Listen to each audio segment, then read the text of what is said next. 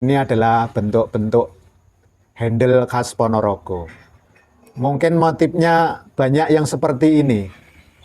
Ini kalau dari filosofi ini adalah bisa tundung musuh Ya. atau bisa filosofinya junjung derajat kalau seperti ini. Kalau ini istimewa Mas Vicky. Ya. Ini namanya motek bilah irung buto ya ini. Apakah karena bentuknya kayak irung buto?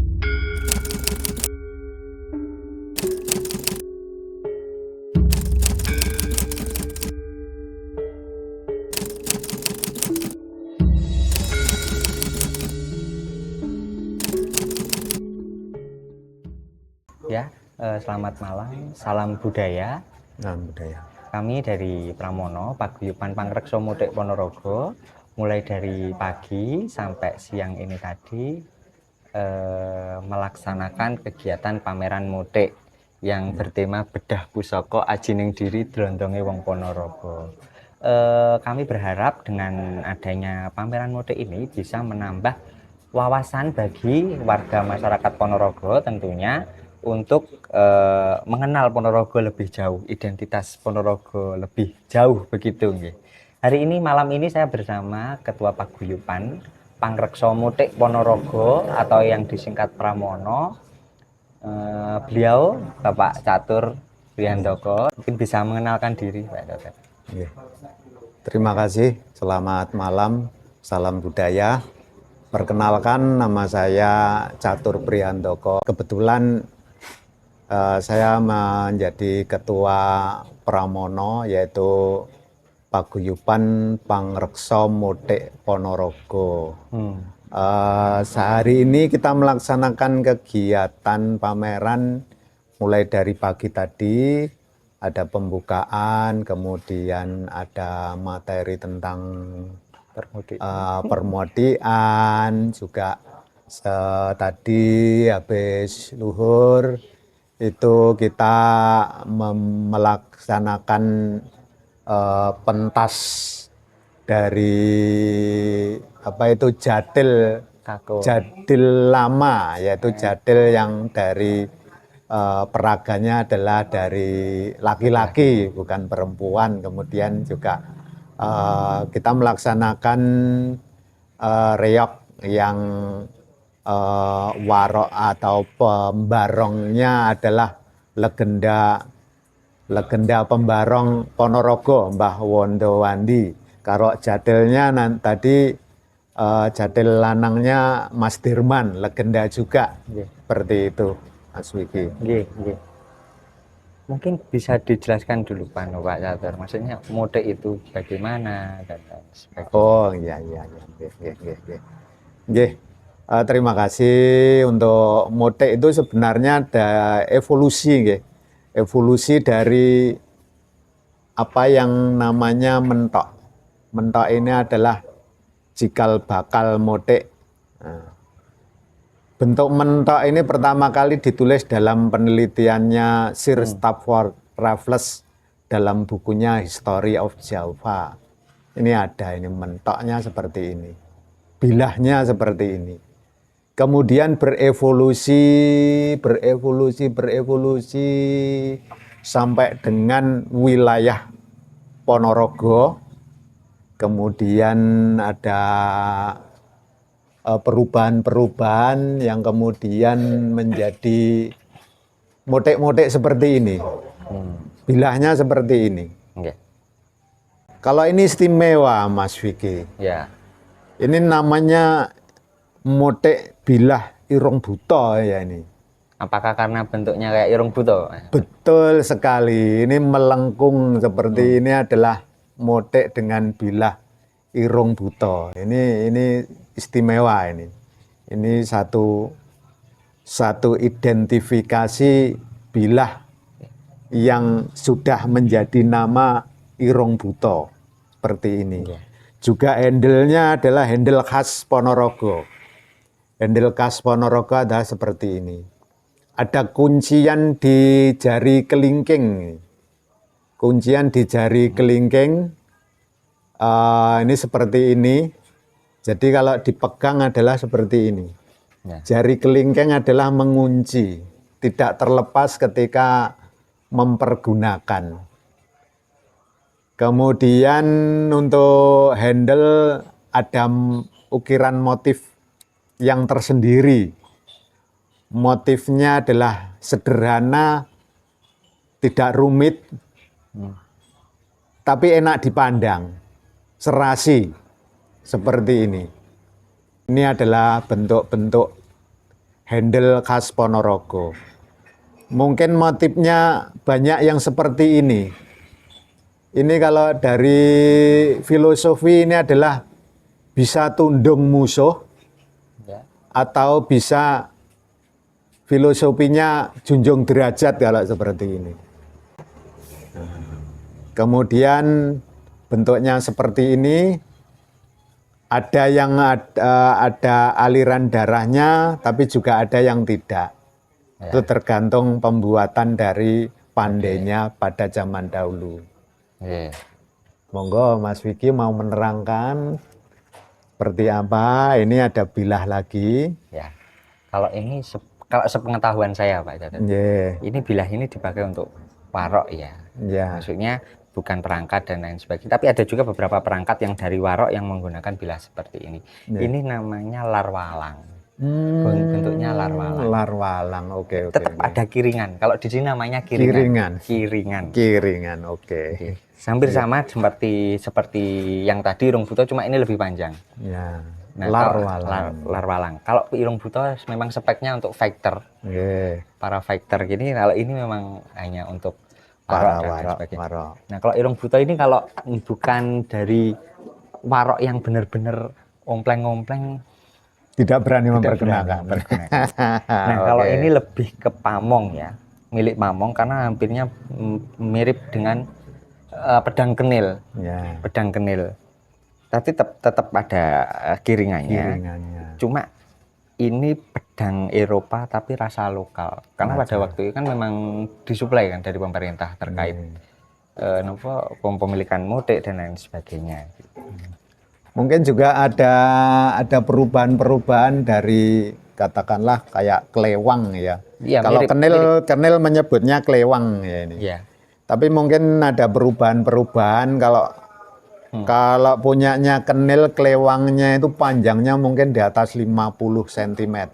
60-an. 60-an ya. Tapi dengan keadaan anatomi atau tubuh dari orang-orang Jawa yang tidak sebesar orang-orang Belanda, maka ada perubahan-perubahan.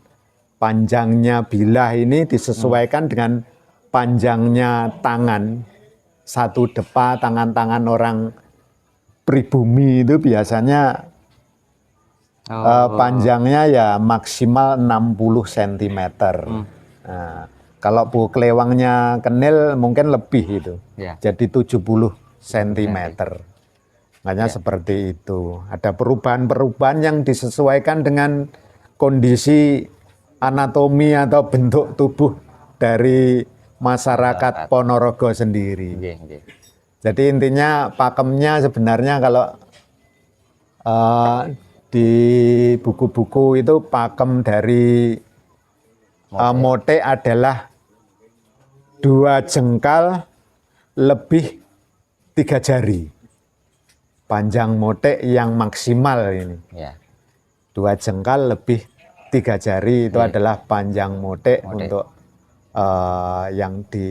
yang tertulis mungkin di buku-buku atau di naskah-naskah yang ada yang beredar. Sebenarnya yang membedakan biasanya ada pertanyaan, ini apa bedanya dengan golok? Kan begitu. Pasti ada perbedaan. Ada perbedaan. Untuk motek itu sebenarnya perbedaannya juga ada di sini. Di pangkalnya bilah ini ada yang tidak tajam, kira-kira 2 cm. 2 cm itu tidak tajam, ada ratanya seperti ini. Rata ini, yang 2 cm ini. Kalau mungkin golok ini sampai bawah. Untuk tajamnya sampai bawah, tapi kalau motek itu biasanya cenderung yang 2 cm di atas batas bawahnya bilah ini tidak tajam. Seperti itu. Tapi mungkin kalau saya mengamati ya, Pak Catur, Monggo, bisa ditambah. apa dari ukuran bilahnya dan lain sebagainya ini lebih tebal daripada golok mungkin, karena memang dirancang untuk sekali tebas. Ya. Juga pegangan ini kalau sepengetahuan saya memang disesuaikan dan diukur langsung dengan si pemegangnya. Iya. Jadi harus order dulu, harus Iya, by order. betul. Tidak bisa serta-merta dibuat gitu, tapi pas disesuaikan dengan pemiliknya. Ya, karena menyesuaikan kuncian di jari kelingkingnya agar ketika memakai itu tidak terlepas seperti itu. Dan bilah ini sebenarnya bilah, kalau kita bicara motek itu bilah ini adalah bilah untuk para warok berfighter pada zaman dahulu. Buktinya adalah kiringan ini. Kalau untuk tebas-tebas pohon mungkin tidak ada kiringan, Mas Vicky ya. Kemudian kuncian ini ketika fighter ini tidak terlepas. Kalau mungkin buat nebang-nebang ini kalau ada kunciannya semacam ini malah sakit. Ya. Jadi kalau buat perkakas itu ini malah dihilangkan kuncian ini. Supaya tidak menyakiti jari kelingking. Itu. Okay. Nah, ini kan terkait sajam ya, Pak Catur. Nah, apakah memang tentunya kan banyak yang bertanya gitu. Apakah ini sudah berkoordinasi dengan pihak yang terkait? Apakah nanti juga akan teregistrasi dan lain sebagainya? Kayak semacam dibuatkan, mungkin kalau motor itu ada STNK, nah ini juga ada sertifikat tersendiri. Mungkin apakah juga begitu? Kita kemarin sudah berkoordinasi dengan pihak kepolisian. Intinya adalah kita tetap menaati peraturan yang ada, Mas Vicky. Kalau tahu memang dari pihak aparat kepolisian menginginkan seperti itu, ya memang kita harus menaati seperti itu.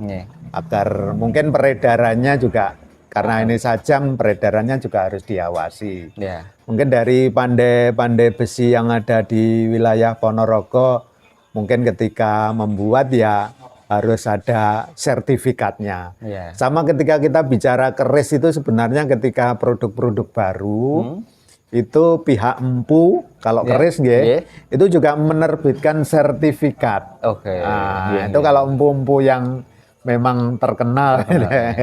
Dan kita mungkin berharap bisa dilakukan juga di Ponorogo ketika sang empu membuat bilah ini juga mungkin bisa diberikan sertifikat. Atau mungkin gini diberi label langka seperti punyanya motek zaman tahun 70 sampai 80 itu dari pemerintahan ada yang diregister. Jadi setiap pamong desa itu diberikan motek yang di sini juga ada nomor registernya. Jadi tahu, oh ini dipegang oleh ini dengan nomor register sekian. Itu mungkin seperti itu bisa dilaksanakan. Ya mungkin ini PR besar sebenarnya Pak Catur bagi kita ya. Bagaimana kita meregistrasi begitu, juga mengidentifikasi apakah ini bentuknya irung buto, ini larwalang ataupun pamong begitu. Kita harus memang harus sering-sering lah turun ke desa-desa gitu, misalkan wah ini saya punya, oh ya nanti diregistrasi dan lain sebagainya. Kita pun juga harus siap dalam hal-hal seperti itu.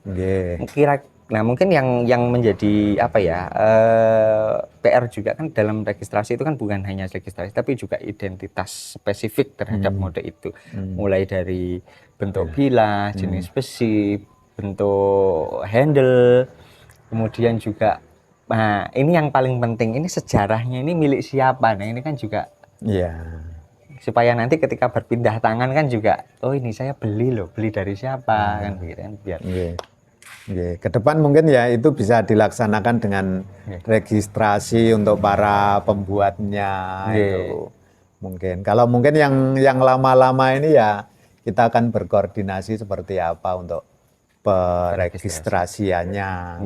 Mas Vicky seperti itu. Terima kasih sahabat dan sedulur-dulur kadang-kadang Ponorogo itu sekelumit tentang motik atau pramono dari Pangreksa Motik yang mengadakan pameran hari ini. Jika panjenengan oh mungkin kami punya motik loh, nah, gitu mungkin nanti bisa berkoordinasi dengan pramono dengan kita dan lain sebagainya. Untuk apa ya kita registrasi dan lain sebagainya, supaya nanti juga Ponorogo ini juga kondusif dan lain sebagainya. Saya berharap untuk masyarakat Ponorogo, pramono adalah paguyuban yang pemerhati motik nggih. Nggih. Tapi bukan berarti ketika motik ini sudah diungkap kembali itu dengan seenaknya keluar rumah pakai motik. Itu tidak seperti itu. Kita harus menaati aturan-aturan yang ada di dalam tata pemerintahan seperti ini. Kita berharap motik ini bisa mencuat kembali, kemudian kita menjadikan motik ini sebagai warisan atau warisan budaya tak benda, bisa di-HI oleh pemerintah Kabupaten Ponorogo. Seperti itu Mas Vicky. Ya semoga pemerintah bisa mendengarkan keluh kesah atau mungkin keinginan dan aspirasi dari pramono ini supaya nanti bisa dihakikan begitu dan juga didaftarkan sebagai warisan budaya tak benda sebagai senjata khas Ponorogo. Mungkin itu yang bisa kami sampaikan dan semoga bermanfaat. Ada kurang lebihnya kami mohon maaf. Terima kasih, selamat malam dan salam budaya.